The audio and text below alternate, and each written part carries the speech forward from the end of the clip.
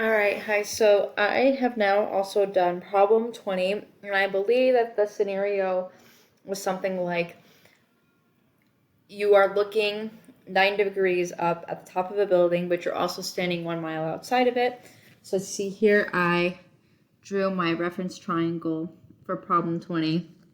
And since they wanted to know the, sorry, it's hard to look, the height of the building here, I decided to use tangent, so opposite over adjacent. And they also wanted the measurements in feet, not miles.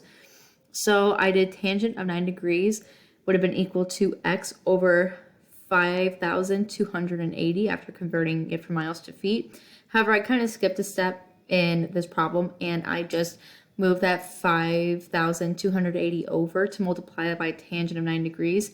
And once I plugged that into my calculator, I got that x is equal to 836.269 feet, and that would be for the height of the building.